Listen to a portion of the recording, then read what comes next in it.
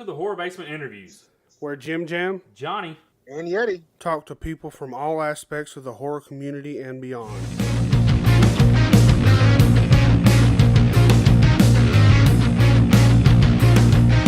Alright guys, so on today's interview, we have author, frontman, and founder of Ghoul Town, Lyle Blackburn. Hey Lyle, how's it going, man? Good, thanks for having me. Hey, thanks for coming on. Oh, and also cryptozoologist. Sorry, I skipped over that. That was my bad. You've written a lot of books. Yeah, well, 4. If that's a lot to me, but I don't know. That's a lot to me. Authors, I'm not sure. Yeah. 4 so far. So far, so you got one in the work? Yeah, I've got one that'll come out next spring. So, and one other one I'm halfway done with. So. Hell Nice. yeah.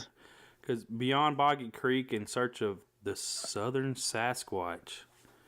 Let's talk about the Sasquatch for a little bit, I guess, right? Bigfoot. Yeti has a Bigfoot story we'll get to. I do. What started your fascination with I guess cryptozoology and monsters and Bigfoot? I don't know if they're monsters. Something I've always been into. I mean, when I was a kid, I loved anything that had to do with monster movies, or I read a lot of books about, Loch Ness Monster, Bigfoot, Yeti, that sort of thing when I was a kid. So I was just always into it, and I always kind of thought, I liked the stories of Bigfoot and things like that, because it was like, well, this could be real. I mean, you might see something out there in the woods. I grew up hunting with my father, so I spent a lot of time going through these small towns where there had been sightings and stuff. So I always kind of, something in the back of my mind. I saw a movie called The Legend of Boggy Creek, which came out back in the 70s. It's like an old movie, but it was something that was like a Bigfoot that was terrorizing southern Arkansas, and that was real close to where I lived in Texas. So that kind of really put the two things together. It was like a monster movie meets, scary Bigfoot. So ever since then, I've just been into those, the legends and stories and everything about it. And then at one point, when I started writing for Rue Morgue magazine, the horror magazine, I kind of got the idea that I wanted to write a book. So that's kind of where that springboarded into, I love the old legend of Boggy Creek. It's supposedly based on a true story. So, hey, this is a great thing to kind of look through as an adult and just interview people that allegedly saw the creature and all that sort of thing. So that's kind of where it all started. Have you ever seen a Bigfoot-like creature? No, I haven't. And I wasn't one that went out into the woods looking for Bigfoot necessarily until I started kind of doing research for the book, and a little bit before that, just to kind of like, wow, people are going out and this is it's a cool thing and get you out in the outdoors. So in the process of researching and writing the books, I did a lot of time out in the woods and looked around myself. And unfortunately, I've never seen, anything I could definitively say was one of these creatures. I mean, there's been some other weird stuff that's happened and so forth, but never like a sighting. What's your opinion on it? Because I'm sure you know Coast to Coast AM and with George Norrie. I listen to it when I go to work, usually in the morning. What's your opinion on like aliens and Bigfoot? Have you ran across anybody like with that? Yeah, I mean that kind of intersects once you start into any sort of paranormal topic, if you will.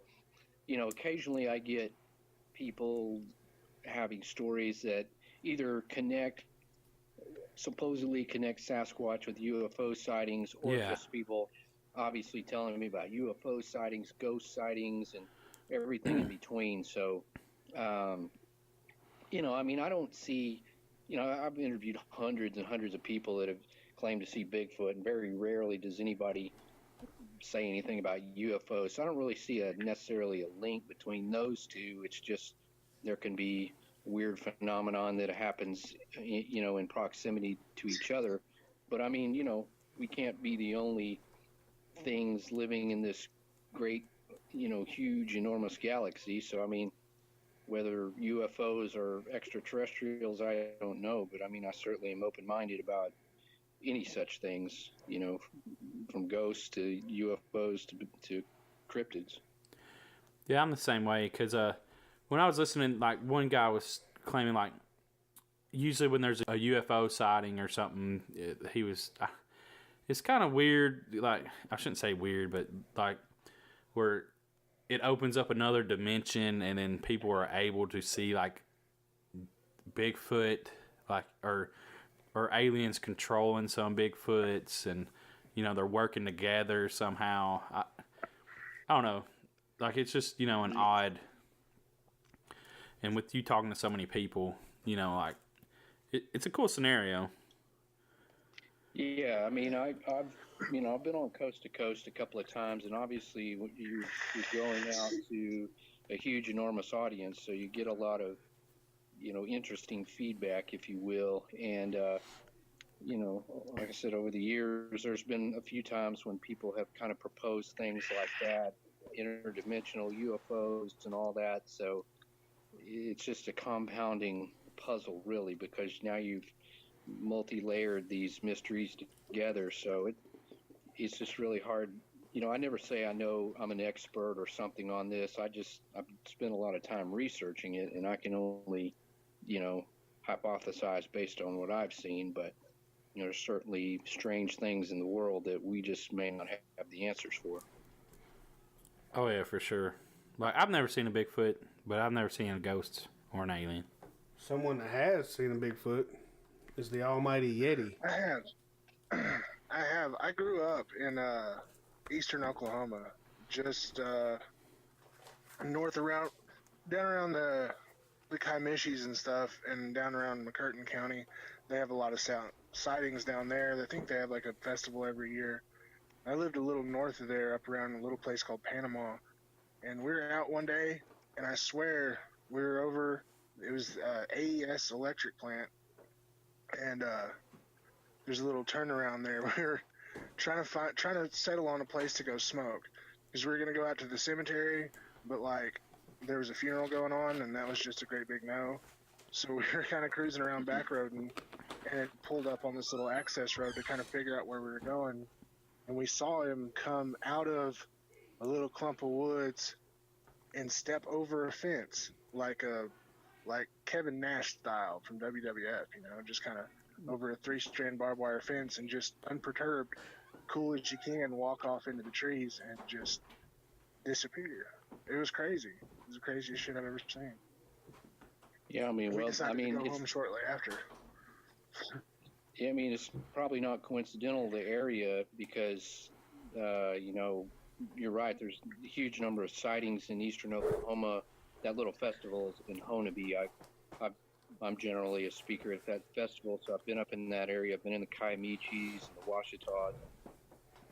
And this is what people don't realize when you tell me you've seen a Bigfoot, and you're telling me exactly in a place where I think they're highly probable. So, it's certainly something that other people have seen in that area. You wouldn't be the only one.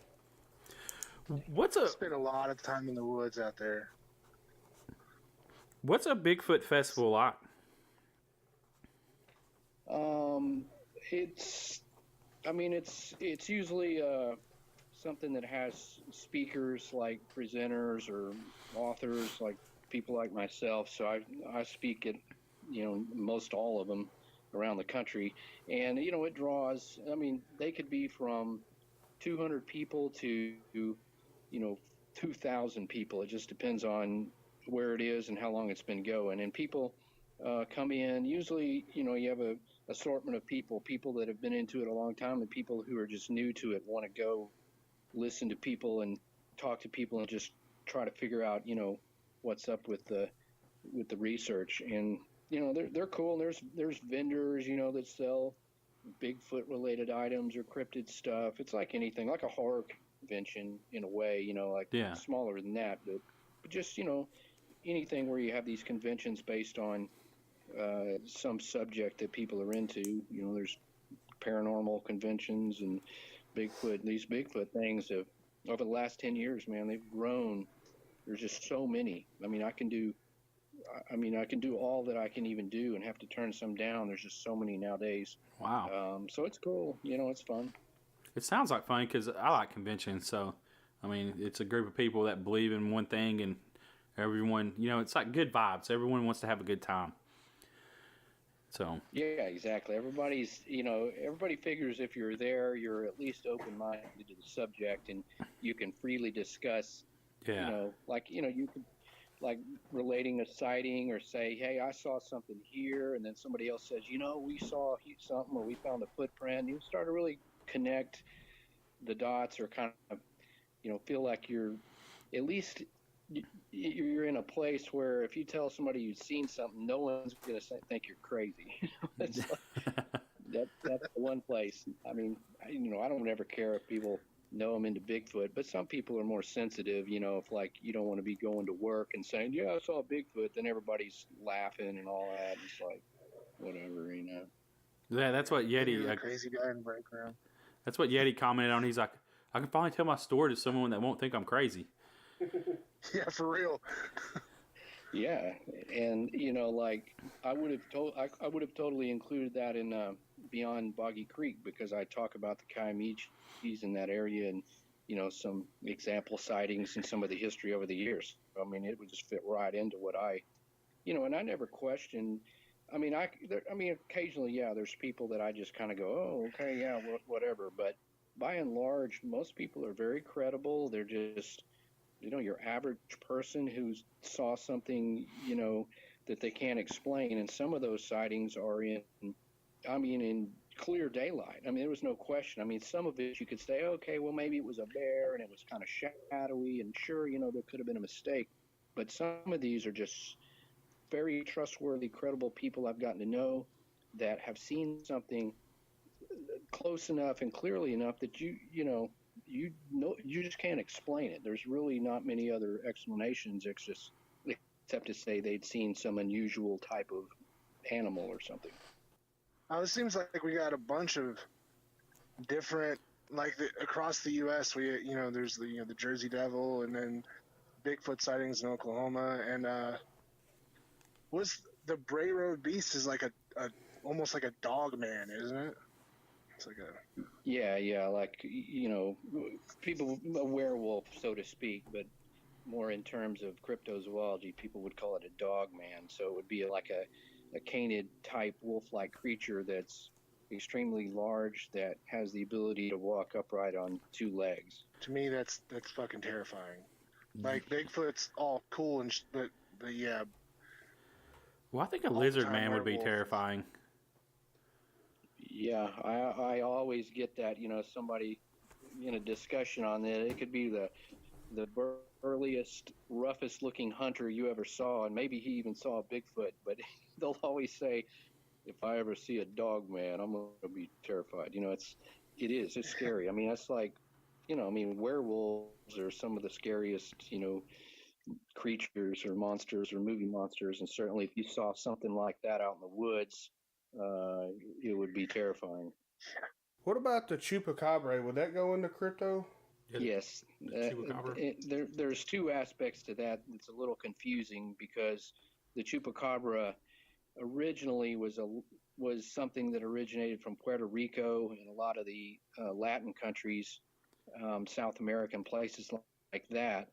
And it was somewhat of a different creature than what people see now. Like, somehow in the 2000s, there was these kind of mangy-looking coyote dogs that the news was calling chupacabras, but it's a different type of creature. So, but yes, and anything that would be, somebody reporting some animal that doesn't fit any known descriptions of any other animals would fit into cryptozoology, whether that's a hybrid, some sort of a canid creature, or something that's more like this blood-sucking, almost an alien type thing that was reported in Puerto Rico.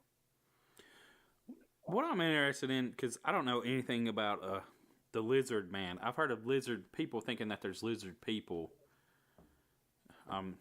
you know, the lizard people are going to take over the world type deal. But I've never really heard of like the lizard man. Like, where is that mainly set? Like, you know, the higher concentration. Well, there's most of the most famous case, and one that I wrote a book about called Lizard Man, is in Bishopville, South Carolina, in an area called Skateboard Swamp. And in this case, people were reporting seeing this humanoid-like creature that appeared to be scaly or lizard-like, and it could walk upright, and you know, it was seen by numerous witnesses, mostly in and around the late 80s. That was kind of the most famous case, and that's something that kind of came and went. Although there's been sightings of these type creatures, I've had reports from Texas, Mississippi, there's like New Jersey, California, that they pop up all over. So, you know, there's just not as many sightings, I guess, as say Bigfoot. They're just more infrequent, and almost the one reason I wrote the book is because it was just really fascinating. The police were involved in this whole case, and there was a lot of credible sightings. And you're talking about something that's like almost like a modern day creature from the Black Lagoon, right in the deep South in America. And, you know, it was just kind of a fascinating case. There was a lot of media coverage. So Lizard Man, when you talk about Lizard Man, typically people would refer to this Bishopville Lizard Man case, but it definitely can apply to other places around the U.S. And then it kind of connects then, you know, people hypothesize that it was one of these reptilian creatures that lives among us and is taking over the world. There's all that stuff too. It's almost like the connection some people draw between Bigfoot and UFOs. You've got this sort of a lizard man thing seen out in the swamp, and then, you know, the question is it a cryptid? Is it a hoax? Is it something connected to something larger, like a subterranean race of reptilians or something? Subterranean race. Just how far down the rabbit hole do you really want to go? Is the question. Really? Jeez. Exactly. I mean, it can go all over. It's just it's just intriguing stuff, you know, that's been offered up by various researchers. And I mean, some of them are a little more down to earth, and some of them get really wacky. But you know, it's something that as you study it, you know, it does open your mind here and there, thinking, wow, there could be some weird stuff out there we just don't quite understand yet. You know, you can't completely dismiss it necessarily. That's wild.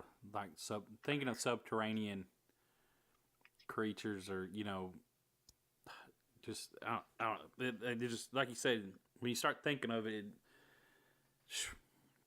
you get into some weird thoughts. You know what I'm saying? Like, I mean, but anything's possible. You never know. Like you said, you never know.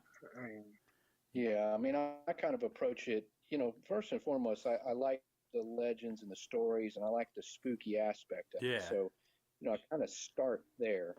And, you know, again, I don't claim to have all the answers, but I kind of approach these as like, okay, you know, a number of people in a small town near a really rugged, remote area have seen what appears to be some kind of monstrous creature. So that to me is fascinating. And then start looking at, you know, who saw this? When did they see it? What did they describe it like? And ultimately, how did this affect the culture? Because that's another interesting thing. I mean, last year they had a Lizard Man festival, and they had me out there as, you know, the guest or the presenter or whatever, because I'd written a book on it. I mean, I show up in town and I'm being interviewed at the news station, like by a huge South Carolina news station. Oh, wow. Because everybody there, it's like, is familiar with the Lizard Man case. You know, it's like something that's sort of part of the culture now. So, you know, it's interesting how these things transcend from, you know, spooky monster in the woods to something recognizable that a TV station would even care to get me on. So I'm kind of just, you know, amused by the whole thing as I'm doing it. Yeah, like you say, that is it's wild. Yeah. Hey, speaking of something else that was huge that you got to be a part of was the last drive-in. How was that? Oh, that was awesome.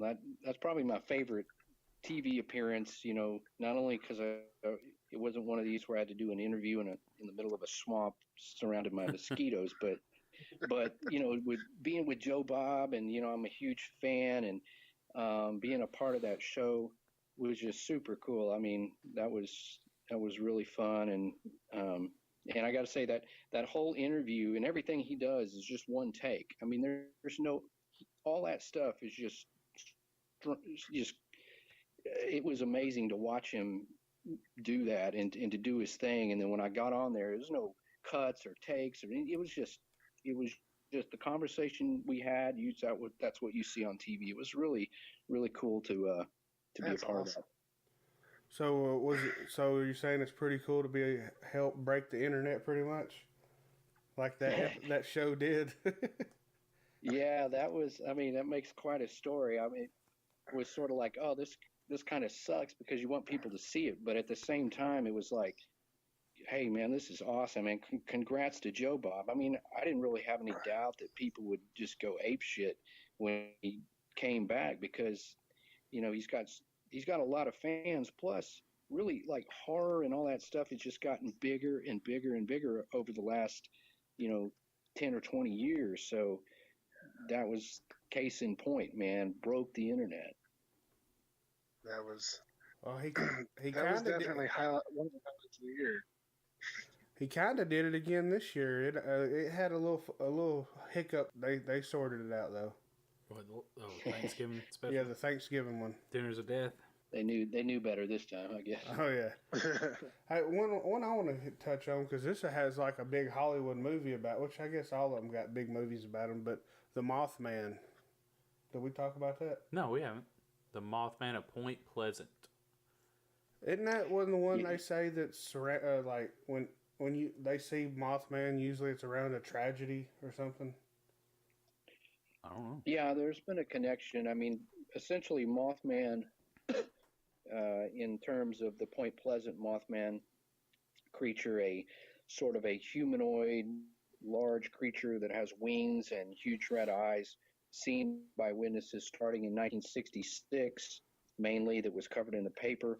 And then for about 13 months, there was a rash of sightings, including Mothman and UFOs, all kinds of really weird stuff, which ended in December of 1967, in which this bridge that spanned from West Virginia over to Ohio collapsed and killed 47 people. Oh, wow. So that kind of connected the Mothman with the tragedy thing. And you, if you kind of look back in folklore, literature, history, you often find there's an association with winged creatures and being like harbingers of doom or bad omens or something like that. So it was really a bizarre case, because it was like, you know, this is real people, real stuff, modern times, seeing something that was, you know, a kind of a spooky flying creature, and then having that tragedy occur. I think that's one reason the Mothman, I mean, in the movie and everything else, he's just a spooky vibe, and it's such a cool case. We did a movie called The Mothman of Point Pleasant. It's a documentary several years ago that was, you know, a look into that phenomenon that occurred in the 60s when all that happened. So it's a really cool, one of my favorite cases. That whole West Virginia, I've been up there a bunch, and it's real spooky up there. And the place where the Mothman sightings were is, you know, just a spooky place. Something went on there. I know that much. What's the other winged creature that people see? Oh, crap. I can't think of the name, but I wish I could. Jersey Devil? Like No. Jersey Devil. No, like I think it's seen over in the UK a lot. Oh, Owlman.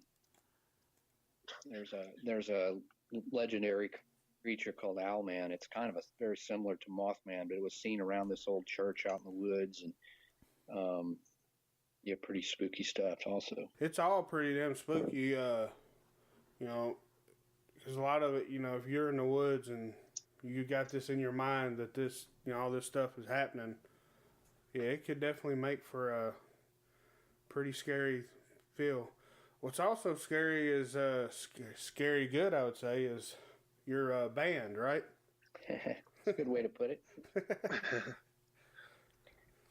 Ghoul Town. So, that's what it says. It's a devilish mix of punk, twang, horror, rock, and spaghetti western flair. Is that what you would say? Yeah, that's about the best way. People say, "Yeah, how do you just what kind of music you guys play?" And it's really hard to answer because it is a mix of all sorts of stuff. And I mean, it's almost like cliche, but you just kind of have to hear it. But yeah, I mean, I kind of describe it in simple terms as kind of the middle ground between Johnny Cash and Rob Zombie, or something like that, with some spaghetti western, type flair to it. Kind of like if the Misfits would have grown up in Texas. Yeah. In fact, I think I saw some reviewer say something to that effect. So yeah, I was a huge fan of the Misfits since I was a little kid. But yeah, definitely, if I wanted to do something unique and in my own spin on kind of a horror thing, you don't want to copy the Misfits or anything, but there's certainly some Misfits blood in what we do, and kind of done very much in coming from my roots from Texas. You guys were recently on the road with Doyle, weren't you? We just did a show in Dallas with him. Oh, okay. Yeah, it would be cool to do a tour. We've kind of, over this last year, we had to replace one of the members, so we had a little downtime, and that show was the first time with our new drummer, so we're kind of back at doing some shows now. That's awesome. I saw something about it on Instagram, and I was like, why is that so far away? Because like I'm a fan of Ghoul Town, and I'm a fan of Doyle's stuff, and Cancer Slug. Alex Story is fucking. I love Cancer Slug. So I was like, damn it, man, so far away. Yeah, I did check out the new album recently, though. The new album is super nice.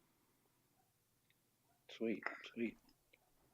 So, are after the new drummer, are y'all going to start working on a new album, or what's up?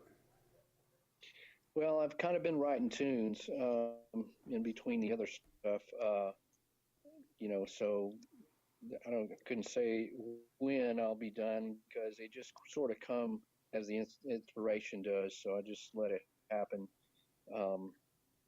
It's usually been a while between our albums, simply because a lot of the guys are busy. But I mean, once I started doing all this stuff, I really just took a break to write a book. I didn't expect it to turn into all this, but it's a better way to make a living than other things. So I just have to follow it through. It's fun, and Ghoul Town's a good thing too, but I kind of have to juggle both, which is it's also helped Ghoul Town in a way, because a lot of the people we've gotten tons of new fans because I've been on TV and things like that, which those people would have never heard of Ghoul Town. They would they may like it, but they wouldn't have been exposed to it. So in a way, what I've done with my other stuff has really helped Ghoul Town as far as building a bigger audience, at least buying albums and things. But being able to tour and do all that has been tough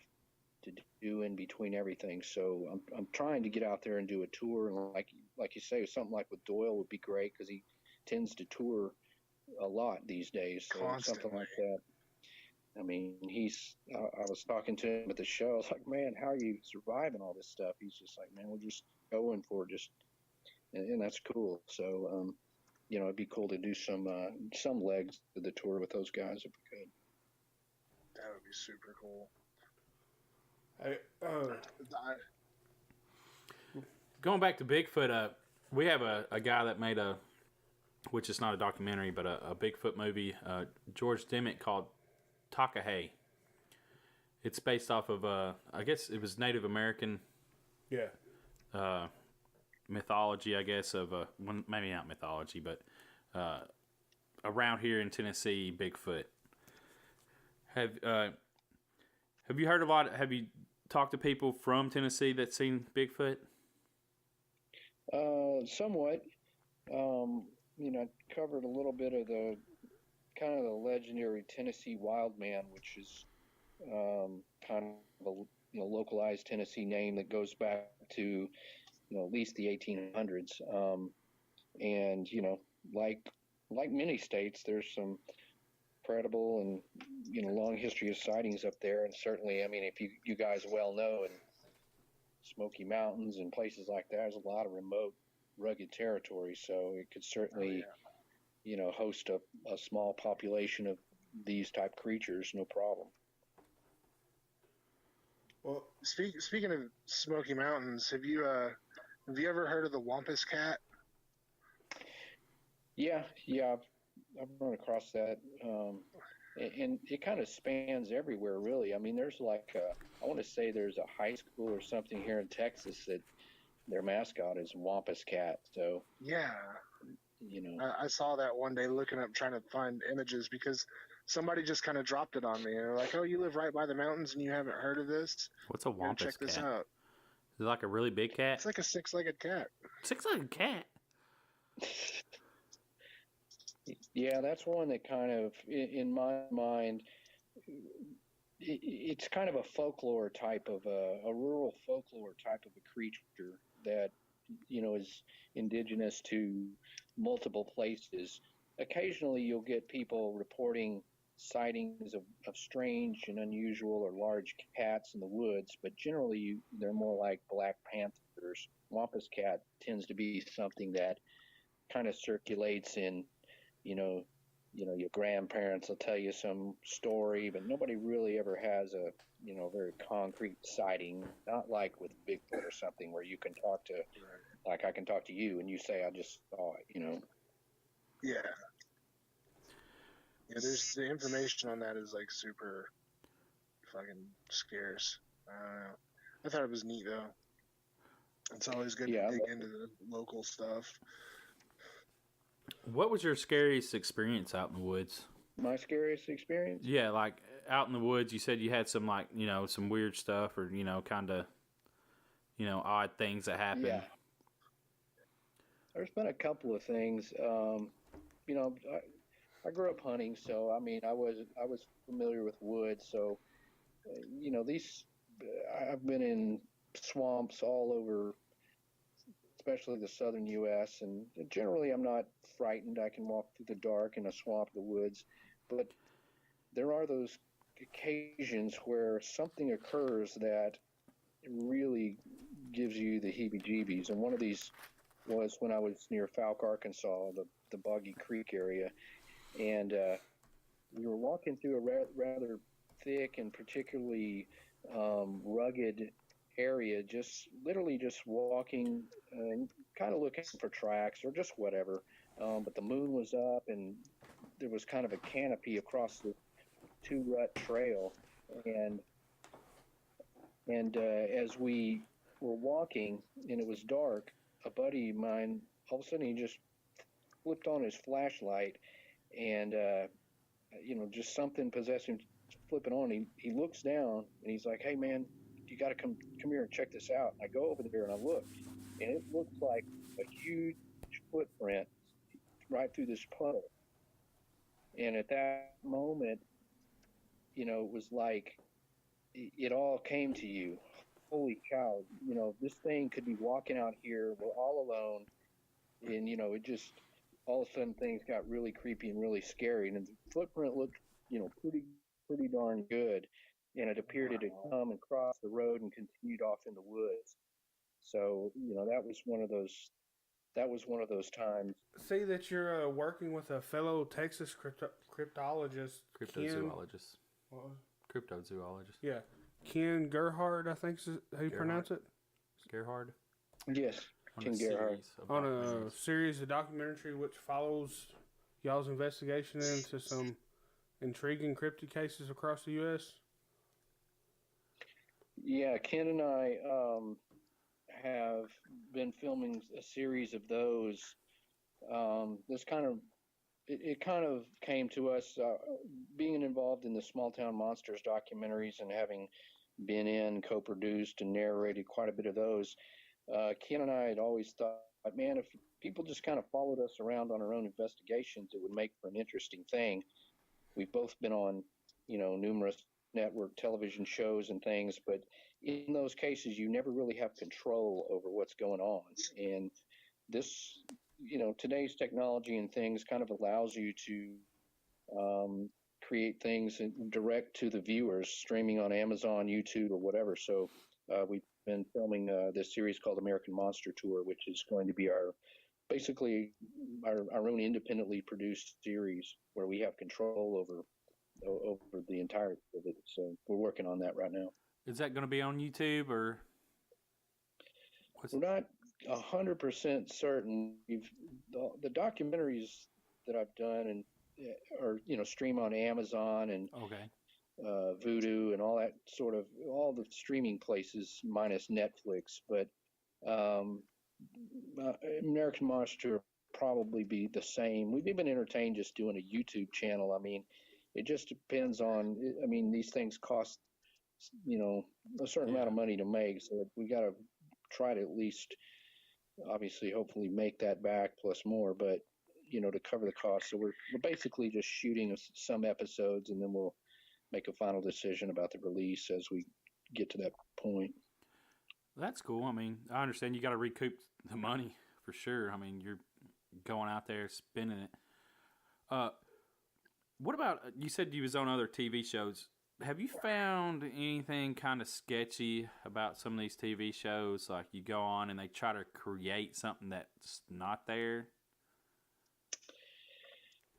Well, yes, that is a inherent problem with these so-called reality TV shows. I mean, I don't want to spoil Christmas, but most what people believe is reality TV is quite the opposite. So over the years, I've turned down far more than I've ever been on as far as shows because I was trying as best I could to be on ones that are credible, and I've never been on one where they tried to create something live right there that was trying to fool me or anything, but they certainly are known to cut up your interview and I don't know, make you seem like you're saying something you're not. So there's been a few that I've not been too happy about with that, but some of the show like Monsters and Mysteries in America, I was on that, and I was a story producer, and it was a good show. I mean, they simply interviewed the people. They didn't stretch it too much, and I always felt that was a good show. And Finding Bigfoot was another good example. They just filmed what the people said, what they said they had seen, and kind of follow up on it. So there really wasn't any fabrication. There's other shows out there that are certainly far more fabricated or completely fabricated, but those are shows I wouldn't be on. So it's just kind of a minefield with network TV. Is the Finding Bigfoot series still going on? No, it's done. They did essentially what was 10 seasons, so about 10 years of that. Because I think that's I would say, the one that I would say I know of. Another one that it's not, well, I guess it does all kinds of stuff, but it was Destination America, I think, or Destination Truth. I don't know. Yeah, that was Josh Gates. That was Josh Gates' show, hosted by Josh, and he basically went and looked into these cases. I mean, he did a Lizard Man episode, and the Yeti and Bigfoot, and just sort of a lot of them are rehashing the same cryptids, but it's just a new person kind of looking into it and looking at it in a fresh way. So Destination Truth was a good show. I mean, he kind of an Indiana Jones style thing. I enjoyed it. Yeah, that's one thing I wish it would still be on, but he's done other shows since then. Yeah, he's got a new series, which is kind of the what is it? Expedition Unknown, I think. It's kind of the same thing, but I think he's branching out into other topics. So, there's always kind of a lifespan for these shows. They'll run for so long, and then you either have to kind of come up with something new and fresh, or what have you. So, just the nature of the shows. Have you ever been on the hunt for a Yeti, like over in, like, I guess, Asia? No, yeah, I haven't done that. I'm not so much a snow kind of guy. I'm sort of a swampy, swampy. I mean, I was offered a couple of times to do some shows that were based in Alaska, and both times I'm like, man, I'll just freeze to death. So I'd love to go over there. I'd love to go to the Himalayas and honestly and look into that. So it's a lot of that's obviously a monetary thing. There's so much I can investigate right here that unless somebody fit the bill or something, I don't know that I could ever get over there. Yeah, I agree 100% with that. We have a question. Unless we're going to do a Ghoul Town tour of the Himalayas. Yeah, and cross. You could be like, well, since we're here, we might as well look into this, guys. I mean, we might as well make this, cross platforms. Right. So we have a question. We ask most of our guests, and if we ask them, do you have any ghost stories? Have you seen a ghost or whatever? If you don't have any, it's fine. It's just something we ask because people like, ghost stories. Right. Well, ironically, I have seen what I would say is a ghost. And this happened when I was a senior in high school. A friend of mine lived in a home, and he and his family had often seen what they believed was the ghost of a young boy. And several of my friends had seen it, and I was interested in ghost things, so of course I asked them questions about it and things, and it was intriguing. And but just one of those things, we're at his house, we're in and out. I never saw anything up until one evening. We were going to go out, and I was sitting on the fireplace waiting for him to get ready or whatever. And as I was sitting there, all of a sudden, some movement caught my eye right near the front door entryway.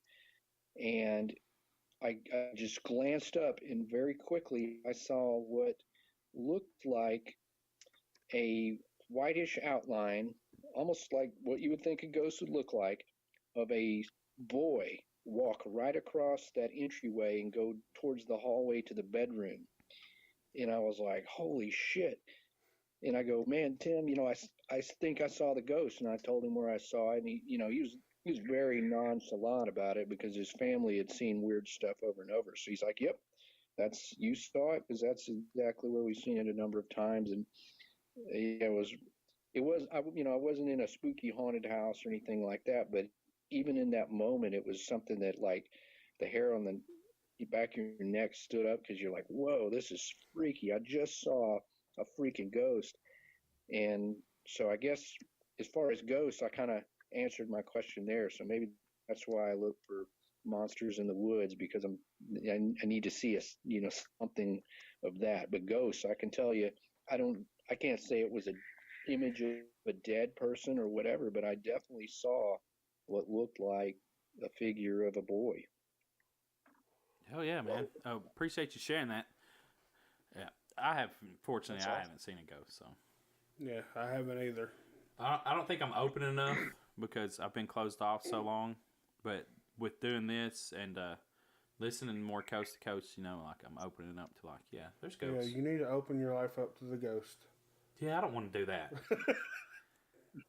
I'm not trying to invite the ghost in. We appreciate you coming on, Lyle. Take time out to come on the show and talk to us, and I'm looking forward to seeing your show, and let us know whenever you get more info, and I'm sure Yeti would love to write up an article for you. Definitely. Yeah, absolutely. I appreciate you guys having me on. Well, hopefully there'll be a Bigfoot festival or something here one year, and maybe we'll get to see you at it. Maybe we could go and attend and, get to meet face to face and all. Yeah. Yeah, that'd be cool. I mean, a lot of people ask me about different states, and Tennessee, should certainly would be a place that I think would have a good turnout if somebody had a conference there. So hopefully it'll happen. Ooh, maybe we could have one. I think they had one earlier this year in Kingsport, but I didn't make it. Yeah, that seems like that there is one that's been happening up there. I'm not sure how many. I haven't seen any information on that one or know of any speakers. Usually, it's kind of the same. A lot of us speakers, we speak at the same ones all around the country. So, maybe sometime that'll expand and bring in some other guys like me. Well, Lyle, you have anything you want to put out there for people to know, like what's going on or social media and all that?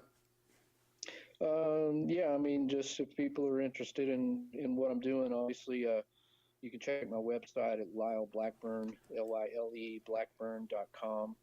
And that's got links to everything, including Ghoul Town, the band, ghoultown.com, and links to the films I've been involved in, my books, and everything else. So just hit up lyleblackburn.com and check it out. All right, Lyle, man, we appreciate you coming on and talking to us about this because we're all interested in this stuff, and I think a lot of other people are too. And we appreciate you. Yeah, absolutely. Thanks so much. You have a good evening. You have a good one, man. Yeah, be good. All right. Take it easy, guys.